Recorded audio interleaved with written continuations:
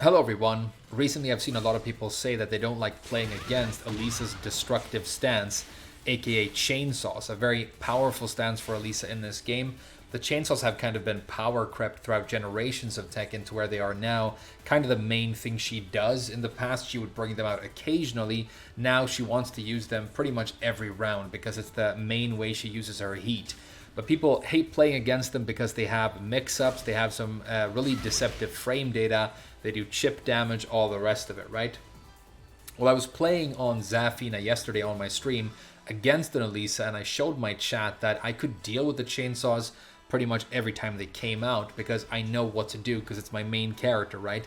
So it really is like a skill issue, if you like, or a knowledge check, and people don't like playing against these knowledge check characters, and I don't do either, you know, a lot of the time, so I totally get it.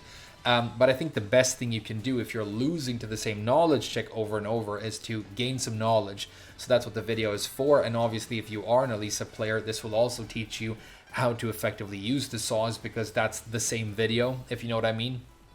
But if you hate Alisa, you hate playing against her, you just think these chainsaws are bullshit and you just want them to go away, you're going to gain some knowledge in this video that will dramatically improve your chances in this matchup when you're playing against her online. So I hope it helps.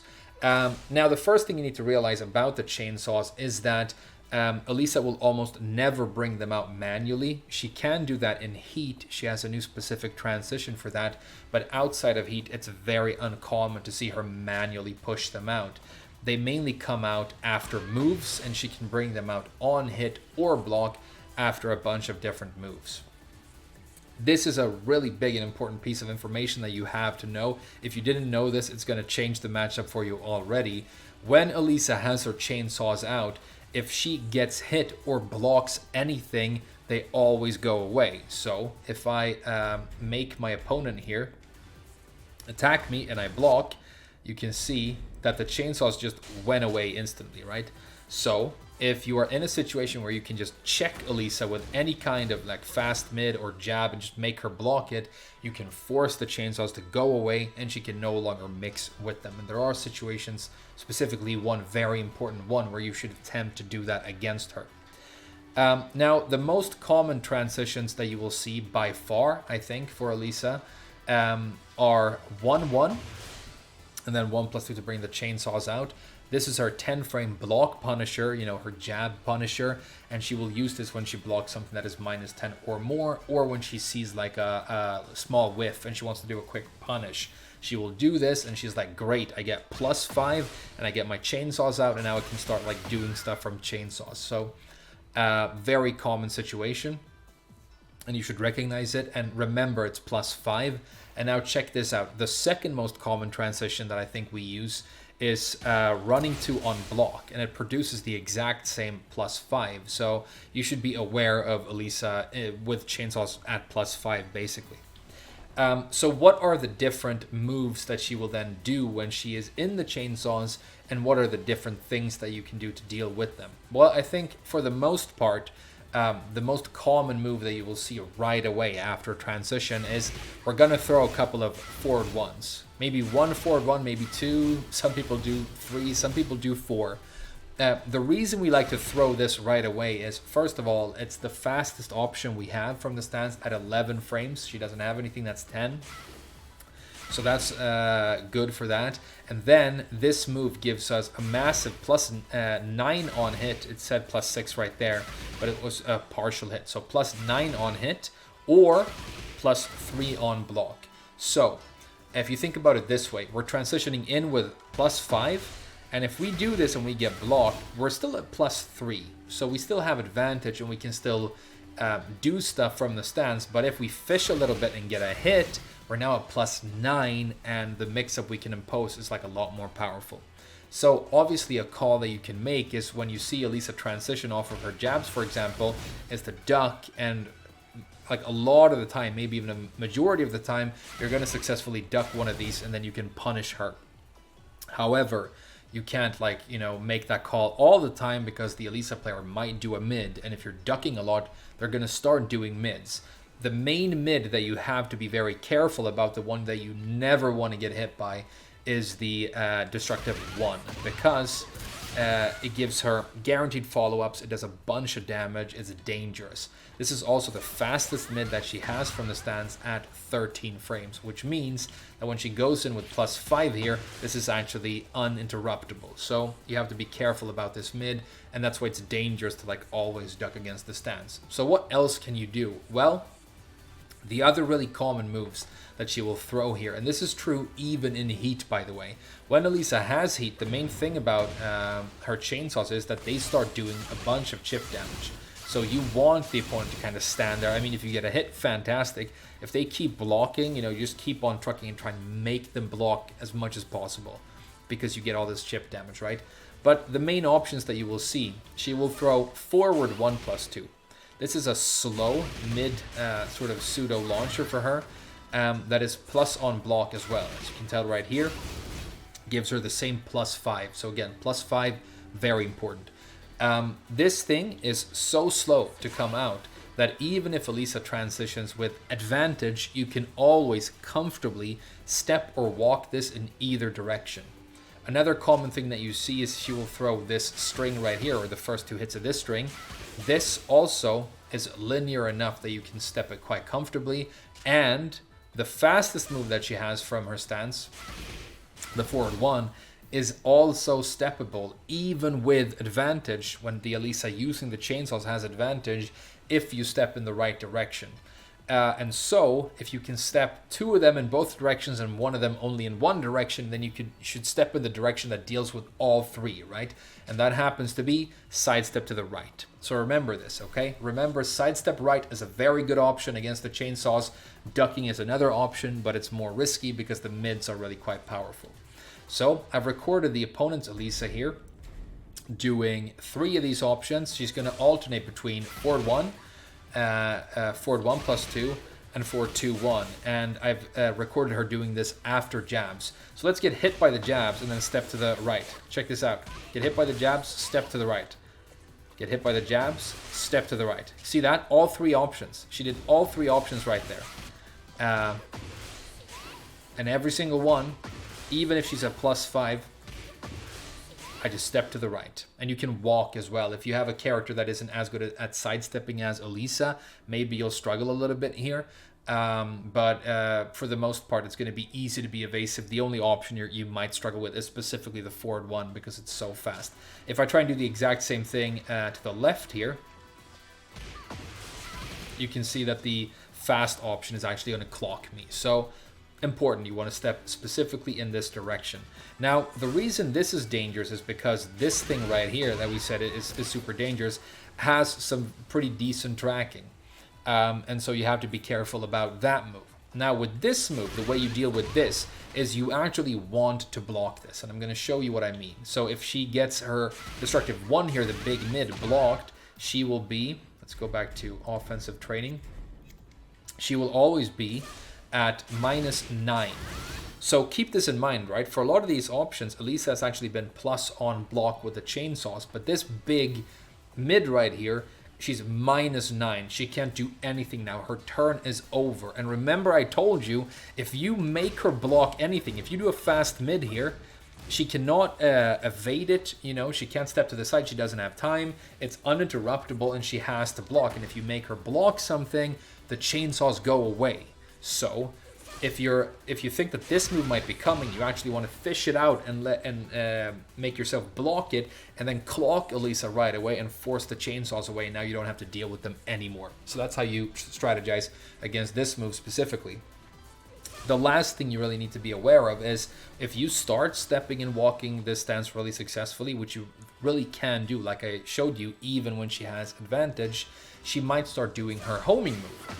Her homing move is 16 frame high, that does a lot of damage, and again is plus on block. This one is only +4, but that's still quite good because the 13 frame mid is still uninterruptible, right? And that's how you should always think about it when you strategize against mix-ups in this game, is how fast is the fastest mid? Is it uninterruptible in this situation? Because in that way, in that case, the mix-up is true, right? The homing move is a high that you can duck, but it will catch you if you're stepping, and if you block it, then she's back at a reasonably advantageous position, and she can start mixing again.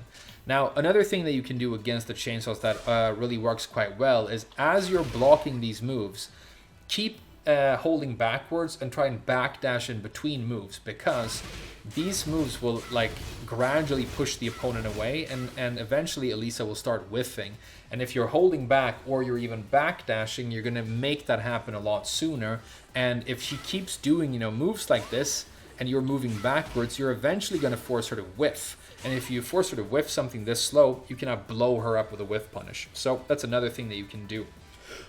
However, it's dangerous to block them too much when she's in heat because of the increased heat damage. The next thing I want you to understand about the chainsaws is sort of their design philosophy and the way that they are meant to be used. So the chainsaws are, you know, no pun intended, designed to create mix-up chains. So she kind of has link moves, chain link moves, and then she has enders. So this move right here and this move right here that I've showed you, these are link moves, and then she has enders. What I mean by this is these can give you a bunch of advantage on hit or block, and the chainsaws stay out, so she can then mix again.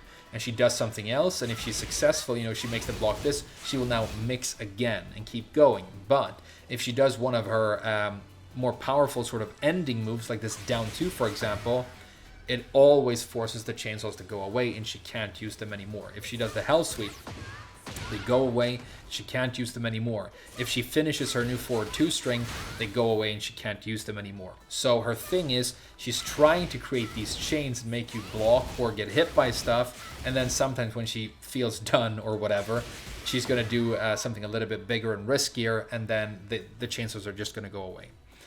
Speaking of the lows here for the mix, by the way, the down 2, very important tip against this. I see people make this mistake all the time.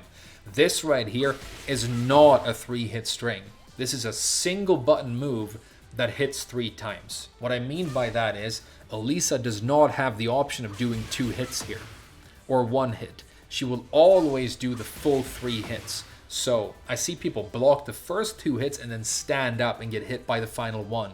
Don't do that. If you're blocking this move, stay in block and block the full 3 hits, because she has to do them. She has no option of stopping in the middle. There's no cancel, no nothing. And this low is minus 14, so you can punish her really quite hard. If you're Kazuya, for example, you can launch her for using this, right? Very important. The other low that she has that you need to be aware of is the down 1. This is minus 12 on block, but this one allows the chainsaws to stay out, and if she gets a hit with this, it's plus 4. So again, very close to that plus 5 situation, and she now can create another link in the chain and go for another link in the mix-up chain, right? So those are the 2 lows to be aware of. Okay. So I explained how these moves work and what the sort of individual weaknesses of them are. Now let's talk a little bit about how heat works. So with Alisa, you're really meant to use heat with your chainsaws exclusively, and that's why all of her heat engagers are chainsaw moves, with the exception of this thing. Now when this thing here came out, a lot of Alisa players, me included, were like, why would this exist? Why would you give her this? She needs the chainsaws to use her heat. Why would she have this? Well, I mean, if you think about it, it's obviously because she needs something, some sort of move that she can do for, like, you know, heat dash combos. She needs a non-chainsaw move that she can use when she's not in chainsaws but wants to create some sort of heat-based combo, right? So that's why that move exists. But apart from that, she has the up forward 2, which is a duckable high and a long-range whiff punisher. So she's going to like be moving around and look for a whiff and then try and find it and hit you with this. She also has the 3-2. Fantastic move. This is safe on block at -2, but the extension is duckable. One thing that a lot of people or a lot of Alisa players will do, me included, if you see me do this online, you can push my shit in, because I'll do this, get blocked, and then I'll do electric sidestep 1 right away. Electric sidestep 1 by itself is -13, but also if you block this and I want to do the electric sidestep, if you do a fast mid or a really fast high, like a jab or maybe a 13 frame down forward 1, you will actually interrupt the electric sidestep and shut her down. If you do anything slower, she's going to go around you and she's going to get this electric sidestep hit on the back. Thanks to whoever subscribed to me right there. Okay. So those are her heat engagers, and then there's obviously the 4-2-1, which I talked briefly about earlier, or maybe I didn't actually. We should talk about this as well. So 4-2-1 is a natural combo. The 4-2 by itself is really good, long range, 17 frames. This is punishable on block, obviously. So punish her a -10 if you block this. But those are her heat engagers, and then when she hits with them, she now forces you +17. You're locked down, and this is not a real +17. She can't get guaranteed, moves after this, but it's the same for all heat engagers in the entire game on hit. So hopefully you know that by now, that this +17 that you get right here, it's not a +17 where you get guaranteed stuff, but it does mean that whatever she does next is completely uninterruptible. So what a lot of Alisa players like to do right away after this, if you watch like Chanel, he does this. I mean, I do this. If you watch more, lower in the ranks, it's the same thing. They love to do the forward 1+2 right here because it's uninterruptible, and on block, it does a bunch of chip, right? And if they duck, they get a launch.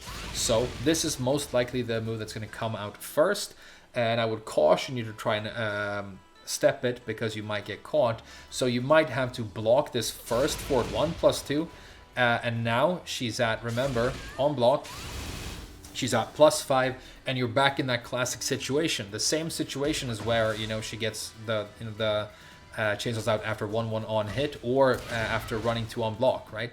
So if you just block that first forward 1+2, now you're in your wheelhouse. You know what Alisa can do at +5, and you have all these options. So you're thinking, okay, am I going to start stepping to the right, trying to avoid this move, and this move, and a bunch of other moves that she can do, this move? Or am I going to try and respect the potential chainsaw 1 here, try and block that, and then clock her with a fast mid to force the chainsaws to go away? Am I going to hard read that she's actually going to go for a mix-up low right here? If she does, okay, this one hit me. That means +4, and she's going to go for another link. Oh, this thing. Okay, I took the damage, but now the chainsaws are gone. If you block this, remember to block all 3 hits and punish her very hard for it. And as you can tell, you now have, look at her face. She's in pain because I've been sawing her legs apart. Hey, I'm sorry, Alisa. You can see that you have all these options. Now, if you guess wrong, like I said, this is a real mix-up situation, and you're going to eat damage if you guess wrong, but there are things you can do. The last thing you really need to be aware of is that the way Alisas typically strategize when they're using in-heat chainsaws is they're going to try and do one chain of things that they either make you block or hit, and they get either damage or chip damage, and then before their heat runs out, they're going to finish with this string. This is the big finisher string that we do when we are in heat and we're ready to end the chain, either because it's just time, or because heat is running out, so we don't have it for much longer and we want to capitalize. And the reason we do that is because normally when you block the final hit of this move, it's -13, so you can punish her hard for using this. But if you're using it when you're in heat, it becomes a heat dash if you hold forward. So this is not natural, by the way. The first 2 hits are, the third hit is not natural. So you're in heat with chainsaws. You've done a couple of links to the chain, and now it's time to finish, and you do this string. And because the opponent is forced to block there the final hit, it doesn't get a hit. The heat dash resets us to the same +5. We don't have chainsaws out, but we still have pressure. We still have advantage. So we've done our chainsaw work, and now we don't want to go back to a situation where the opponent takes a turn, because letting the opponent take a turn is dangerous in Tekken 8. So we heat dash out and we retain the advantage. So the Alisa player is thinking, okay, I've used heat to deal a bunch of chip damage here potentially. Now my main goal is to not let the opponent heal this health back. So I'm going to do this, dash out, be +5, and then I'm going to start mixing outside of chainsaws right away, or throw and do stuff to keep the pressure up and not allow my opponent to recover that health back. So just remember, when she dashes out there, she's +5, but she's not in chainsaws, and now you either maybe use an armor move, maybe, you know, manually activate your own heat, maybe, you know, backdash, try and avoid her, and try and break up her momentum, because now your main goal is to gain that white health that you lost back, ideally by hitting with one of your own heat engagers, right? Because then you heal a massive chunk of it back, and you've spoiled a lot of the advantage that Alisa gets by using the chainsaws, right? She wants to get into them.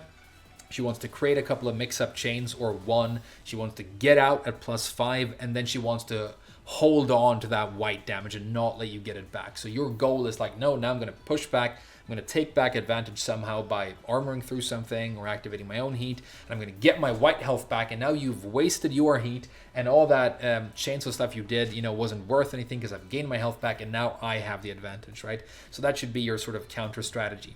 So you can tell when you're playing against the chainsaws normally, it's just like dealing with any other mix-up stance. Every single move has weaknesses and things you can do for the most part, even when she has advantage. And I mean, on block, obviously. And then when she's in heat, it's really about her just pushing a bunch of these moves out and then trying to end with this, do a heat dash and get the +5 on block, and then hold on to the life lead. The final word I'll say is this 4-2 right here, because it's another really common transition that you see us do.